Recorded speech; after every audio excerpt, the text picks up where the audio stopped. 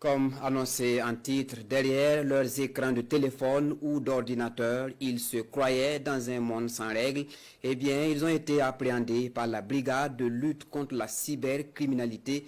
4 au total, ces cybercriminels publiaient et diffusaient des contenus à caractère diffamatoire. Ils sont présentés à la presse et suivis pour nous par Roger Kam et Tanga Kafando. Ces 4 individus sont tombés dans les filets de la brigade de lutte contre la cybercriminalité. Sur les réseaux sociaux, ils se livraient à la publication et à la diffusion de contenus audio et vidéo diffamatoires et injurieux à l'encontre de certaines religions.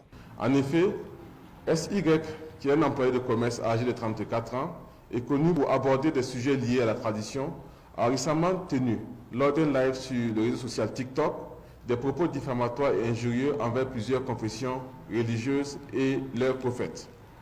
Ces déclarations faisaient suite à un commentaire d'un internaute affirmant « si les ancêtres étaient puissants, ils n'auraient pas été colonisés ». Le second OJ, employé de commerce aussi, âgé de 26 ans, a enregistré un audio au contenu diffamatoire et injurieux visant la communauté musulmane. Ce geste faisait suite à une riposte contre une personne qui, selon lui, aurait proféré des injures envers les religions traditionnelles lors d'un live sur TikTok. Cependant, OJ ne dispose d'aucune information sur l'identité de cette personne, ni d'éléments de preuve, à savoir vidéo, audio, capture d'écran, etc., pour nous permettre à nos services d'identifier ou de remonter jusqu'à cette personne. La troisième personne, NY, employé de commerce, âgé de 20 ans, quant à lui, relaie la vidéo à caractère injurieuse et diffamatoire sur le réseau social aussi, TikTok.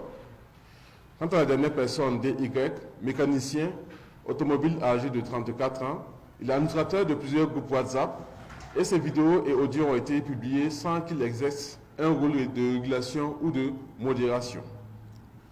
Grâce aux investigations menées par la division des enquêtes, appuyées par notre laboratoire de criminalistique numérique, ces individus ont été identifiés, interpellés et soumis à des auditions. Ils ont tous reconnu les faits et seront déférés aujourd'hui même devant M. le procureur du Faso, près du tribunal de grande instance de Ouara 1, pour répondre de leurs actes. La brigade de lutte contre la cybercriminalité rappelle à tous les internautes que ces comportements constituent des infractions prévues et sanctionnées par la loi et exhorte les citoyens à adopter une utilisation responsable des réseaux sociaux. Elle invite également les populations à signaler tout contenu susceptible de porter atteinte à la paix sociale ou à la sécurité publique.